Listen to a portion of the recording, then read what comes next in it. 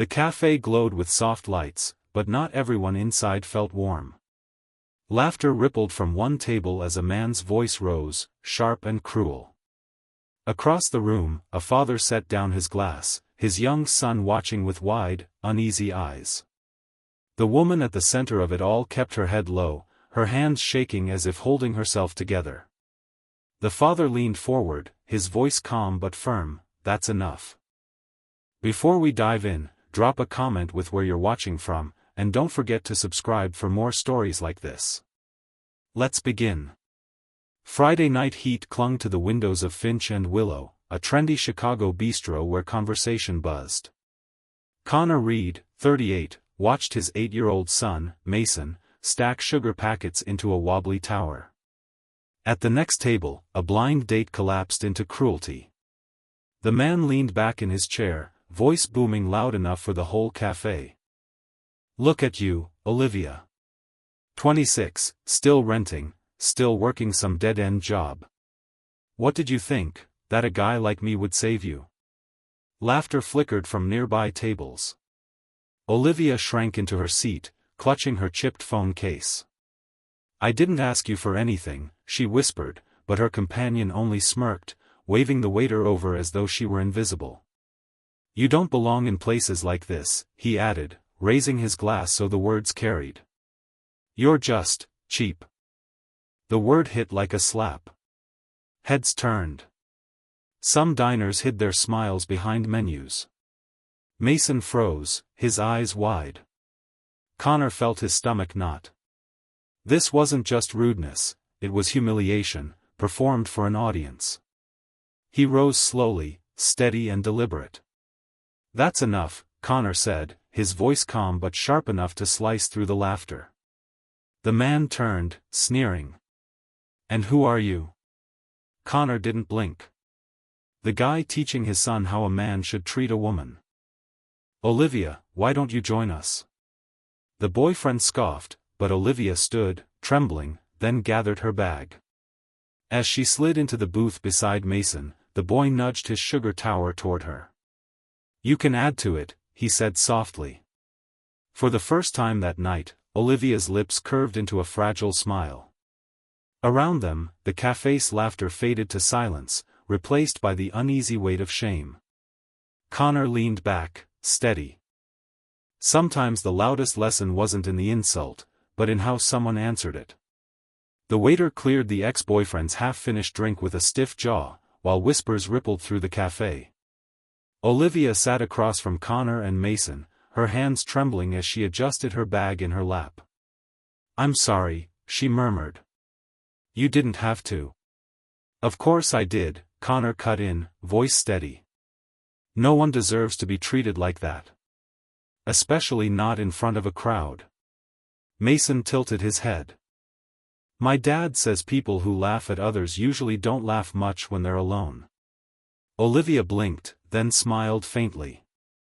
"Smart kid." The server returned with their burgers, sliding an extra plate in front of Olivia as if it had always been meant for her.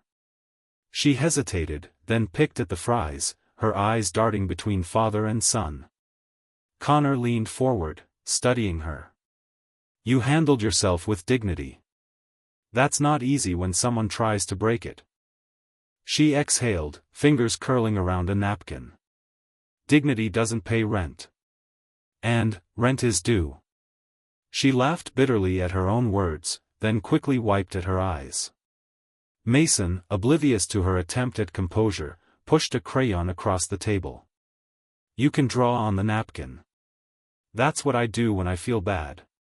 Something flickered in her expression. She flipped the napkin and, without thinking, sketched a rough layout of arrows and boxes. "Habit," she muttered. "I fix things in my head. Systems. This is how I survive diner rushes, bottlenecks, wasted steps, lazy flow."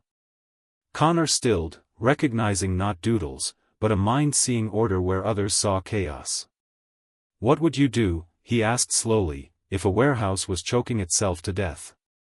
Her eyes lifted, startled by the seriousness of his tone. "Redesign the path. Move the choke point. Make people's feet work less and their hands work smarter. She gestured with the napkin. Like this. Connor studied the sketch, something sharp tugging at his memory of boardroom complaints and warehouse audits. He folded the napkin carefully, sliding it into his pocket. You might be onto something, he said. Olivia flushed. It's just a napkin. Connor smiled faintly. Sometimes a napkin changes everything. Outside the cafe, the night had cooled, rain streaking neon down the windows. Connor paid the bill while Mason tugged on Olivia's sleeve, showing her how he'd drawn a rocket ship across another napkin. She laughed softly, the first real laugh of the evening. As they stepped out onto the sidewalk, Olivia hugged her bag closer. Thank you, both of you. I don't know what would have happened if you hadn't stepped in. Connor shrugged, sliding his hands into his coat pockets. You would have walked out with your dignity intact. The rest? Doesn't matter. But his mind lingered on the napkin folded in his pocket. The sketch. The arrows. It wasn't just idle doodling, it was practical, fast thinking. Listen, he said carefully. I run a logistics company. One of my warehouses has been a disaster lately, bottlenecks, delays, workers tripping over each other. Tomorrow morning I'm walking the floor. You should come with me. Olivia blinked. Me? Why not? He gave a half smile. You saw the mess on paper in 30 seconds. I'd like to see what you do in person. She shook her head, almost laughing. Connor, I serve pancakes and mop coffee spills. I'm not a consultant. Neither am I, he said quietly. I'm just a guy who fixes problems. And right now I need another set of eyes. Someone who isn't afraid to tell me the truth. Mason yawned, leaning against his dad's side. She should come, Dad. She's good at drawing systems. Olivia looked at them, the boy with sleepy conviction, the man with calm certainty, and felt something shift inside her. For once, someone wasn't mocking her ideas. Someone was listening. I have a diner shift, she whispered. Call in late, Connor said. 1 hour. Walk the floor. If I'm wrong, you've lost nothing. For a long moment, she stood in the glow of the cafe's lights, rain dripping from the awning. Then she nodded. 1 hour. Connor extended his hand, not as a businessman but as a man making a promise. She shook it, her grip firm despite the tremor in her chest. And as they parted ways, neither noticed the ex-boyfriend watching bitterly from across the street, his jaw tight, phone already in hand. The South Side distribution center didn't look like much from the street, just steel walls and a chain-link fence. But inside, it pulsed with noise, forklifts beeping, pallets stacked to the ceiling, men and women moving in frantic circles that never seemed to connect. Connor swiped his badge at the gate, Olivia trailing behind, her diner shoes squeaking on the polished concrete. She clutched her tote bag like a shield, already feeling out of place among hard hats and clipboards. Dirk, the floor manager, hurried over, his face flushed. Connor, it's a nightmare again. Orders piling up, scanners glitching. We're drowning. Connor's jaw tightened. That's why I'm here. He glanced at Olivia. This is a guest. She'll observe. Dirk raised an eyebrow. She doesn't exactly look like an auditor. Olivia's cheeks burned, but she forced her chin up. I'm not. I'm just here to see. For 20 minutes, she walked the aisles quietly, notebook in hand. She watched pickers double back, forklifts idling in traffic jams, workers waiting on labels that should have been ready minutes earlier. Every detail etched itself into her mind. Finally, she stopped at a painted cinderblock wall where a bottleneck of pallets leaned like a barricade. This wall, she murmured. Everything here is a habit. A bad one.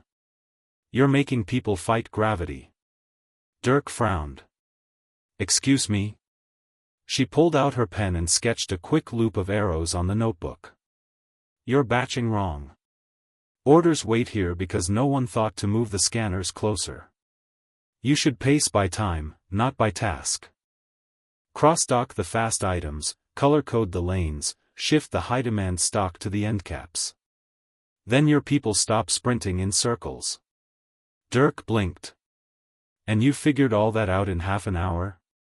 "I've been doing the diner breakfast rush for 6 years," Olivia said, voice steady now. "You learn fast where things choke. People aren't the problem, the system is." Connor studied her, feeling that same weight he had felt last night, the sharp edge of someone's gift hidden beneath years of dismissal. "Show us," he said. "Not tomorrow. Right now." Olivia's heart skipped. Everyone's eyes were on her. But something inside her, the part that had been silenced too many times, whispered, "You asked for a chance. This is it." She nodded, rolling up her sleeves. "Fine. Give me tape, a marker, and 10 minutes. And don't laugh when it looks messy." Connor's lips curved faintly. "Messy is fine. Broken isn't." And as she crouched on the concrete, sketching order into chaos with nothing more than tape and instinct, the warehouse fell quiet, watching. Olivia worked like she was back in the diner, moving trays and coffee cups, only here the trays were pallets and the cups were labels. She taped bright arrows on the floor, pulled a forgotten printer closer to the pick line, and marked 3 lanes with color codes scrawled in Sharpie. Workers stared, skeptical, but curiosity won out. "Try it," she told a picker. "Follow the arrows. Rush orders first. 3-minute pace, not 5. The man shrugged, rolled his pallet jack forward, and for the first time that morning, the jam unclogged. Another worker copied him, then another. Within minutes the bottleneck eased, forklifts moving like traffic lights had suddenly switched from red to green. Dirk checked his stopwatch. "We're clearing orders," he muttered, disbelief shading into something closer to respect. Connor stood with his arms crossed, watching chaos bend toward rhythm. For the first time in weeks, he felt the floor breathe. Then the front gate buzzer rang. Connor turned, and his expression hardened. A man in a tailored suit stepped in, shoes too polished for a warehouse floor. Behind him trailed Olivia's ex from the café, smirking like a sidekick in a bad play. "Victor Hale," Connor said under his breath, "investor, rival, shark in a silk tie." Hale smiled thinly. "Heard there was trouble here. Thought I'd see how Reed Logistics is holding up. Imagine my surprise to find outside help." His eyes slid to Olivia, slow and sharp. "Ah." The waitress turned consultant. "I suppose everyone's a problem solver these days." Olivia's throat tightened, but she forced herself not to look away. "Systems don't care about titles," she said. "They either work, or they don't." The ex-boyfriend barked a laugh. "She'll say anything to look smart. Don't trust her, she wrecked her last job." A ripple of unease spread through the crew. Connor stepped forward, his voice calm but edged with steel. "She's not wrecking anything. She just saved you an hour of chaos." Hale's smile didn't falter, but his eyes narrowed. "Auditors come Monday. If they see unqualified strangers running your floor," he let the threat hang. Connor held his stare. "Then they'll see results, not excuses."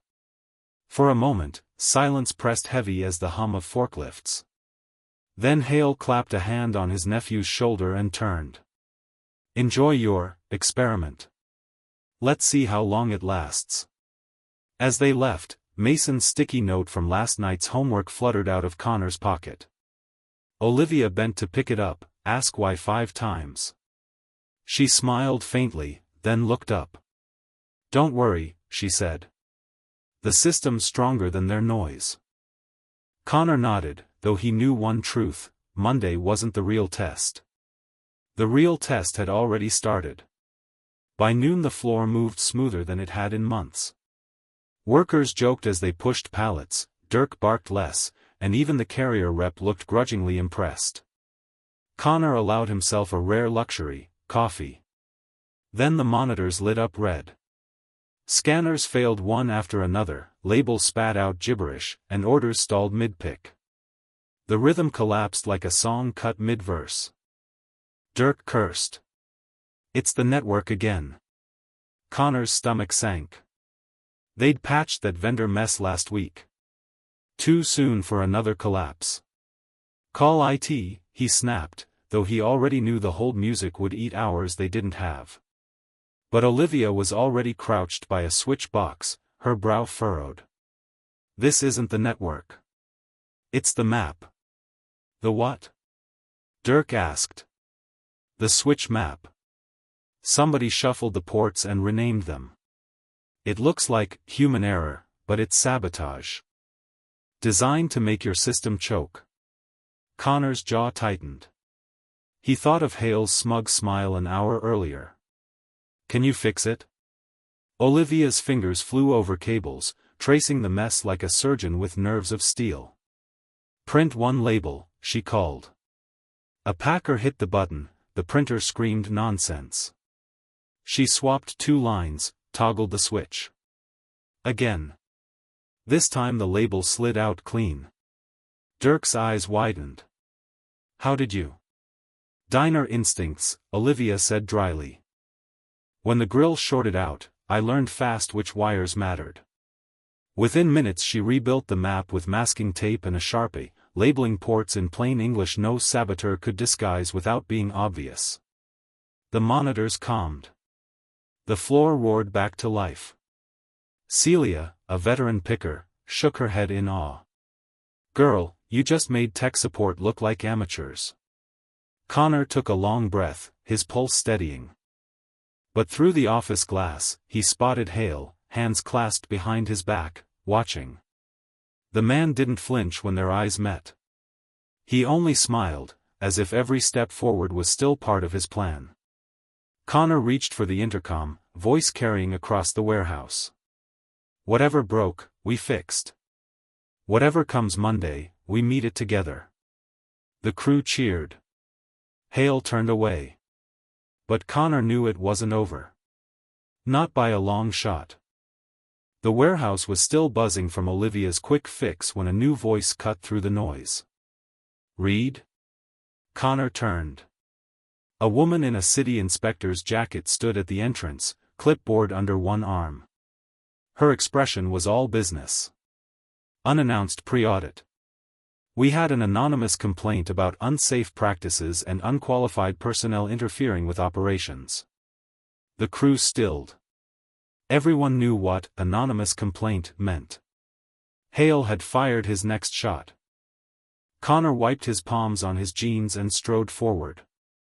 "You'll see what we've got, the good, the bad, and the fixes." The inspector's eyes flicked toward Olivia, who still had marker smudges on her hands. "And she is." Olivia swallowed. "Visitor." "I suggested improvements." The inspector raised a brow. "On what authority?" Olivia lifted her chin. "On experience. 6 years of diner rushes.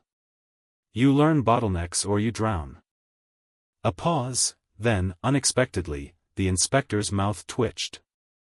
"I worked a flat top in college. Best education I ever got." "Show me." So Olivia did. She walked the inspector through the taped arrows, the fast-pick market racks, the rebuilt switch map labeled in plain English. Workers demonstrated the pace lines, calling out when they hit targets. The inspector scribbled notes, her face unreadable. Finally, she glanced at Connor. "Auditors will be here Monday. This visit doesn't decide your future, but it does decide whether we walk in with suspicion or with respect." Connor nodded. "Understood." She turned to Olivia. "Not bad, for a so-called visitor. Keep your documentation. And Mr. Reed," she tapped her clipboard. "If I were you, I'd keep her close." When she left, the floor exhaled. Dirk clapped Olivia's shoulder, gruff but genuine. Never thought I'd see the day a diner waitress saved my hide. Olivia flushed. Connor caught Mason's eye. His son had been watching from the corner, sticky note in hand. Mason grinned and held it up, YX5. Connor smiled faintly. His boy had the right idea. The question wasn't whether Olivia belonged here. The question was why it had taken so long for someone to see it. By evening, the warehouse hummed steady, orders shipping out like clockwork. Connor almost let himself relax, until his phone buzzed.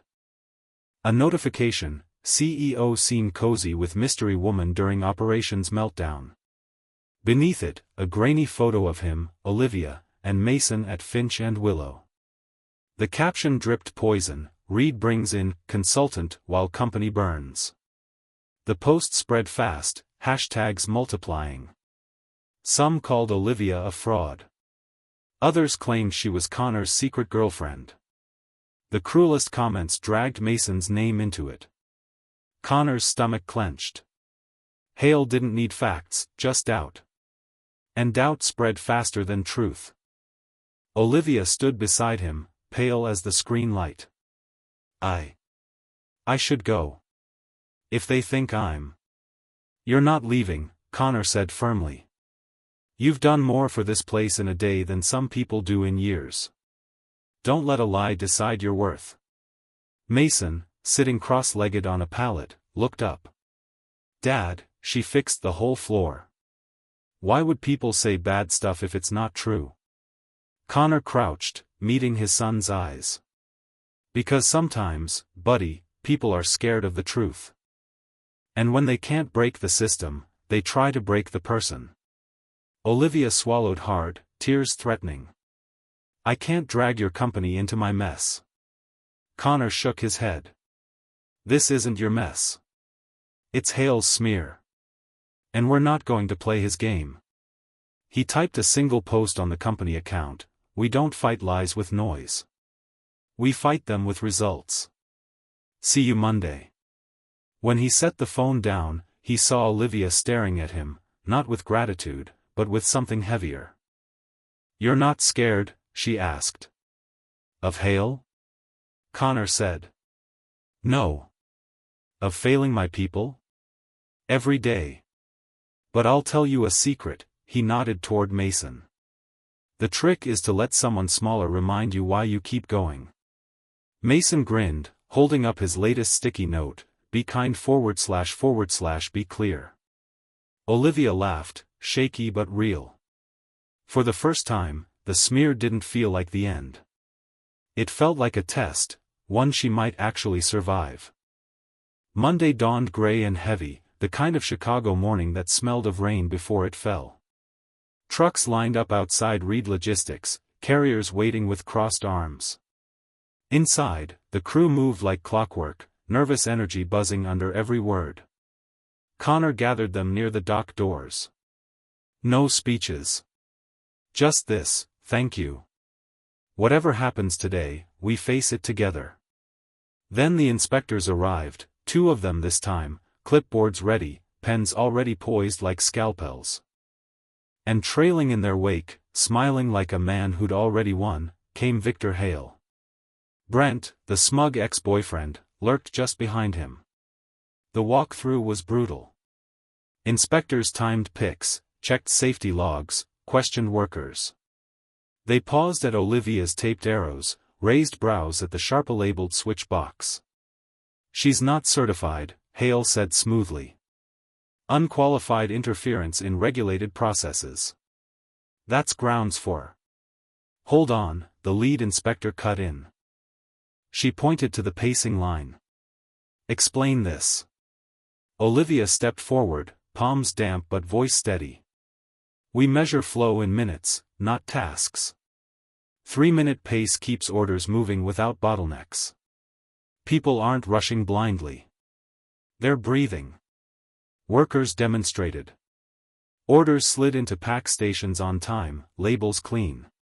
One inspector glanced at her stopwatch, then at the other.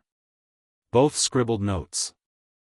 At Dock 3, the second inspector found a pallet staged in the wrong lane, labels off by a digit. "That's a theft pattern," he said sharply, loud enough for the crew to hear. He turned to Hale. "And it wasn't logged in Reed's system." For the first time, Hale's smile flickered. Connor seized the moment. "You asked about qualifications," he said, calm but firm. "I'll tell you hers. Olivia saw what none of us did, in real time, under pressure. You can call that unqualified. I call it indispensable." The inspector straightened, closing her clipboard. "We'll file the full report. But let me say this, I've never seen a warehouse turn chaos into rhythm so fast. Whatever you're doing, Mr. Reed, keep it." The crew burst into applause. Mason, sitting on a crate with sticky notes in hand, whooped louder than anyone. Olivia's eyes brimmed as she looked at Connor. For the first time, she didn't feel like a waitress pretending at someone else's table. She felt like she belonged. "And Hale?" He walked out without another word, the echo of his shoes sharp against the concrete, not victory, but retreat. By late afternoon, sunlight slanted through the warehouse windows, catching dust motes that glittered like confetti. The crew was still buzzing, laughing at how the inspectors had practically written Hale out of the room. Dirk even muttered, "Didn't think I'd say it, but that waitress saved our hides." Olivia stood apart, unsure where to place herself now that the storm had passed. She still wore marker stains on her hands, tape residue on her fingertips, proof of the work she'd done, though part of her expected to be told, "Thanks, now go back to your diner shift." Connor walked over, Mason trailing close. He held out a crisp envelope. "Payroll, not charity," he said simply. Title, Operations Analyst. Salary fair. Benefits real. You've earned every cent. Olivia blinked at it, her throat tightening. I don't even have a degree." "You've got what matters," Connor said. "You see what's broken, and you fix it. That's more valuable than a diploma on a wall." Mason grinned, tugging her sleeve. "You're like a superhero. But with tape instead of a cape." Laughter bubbled out of her, shaky but real. She took the envelope, holding it like something alive. "I'll still need to cover my diner shifts a little longer. Rent doesn't wait." "Then we'll work around it," Connor said. "This isn't about rescuing you, Olivia. It's about recognizing you." Big difference.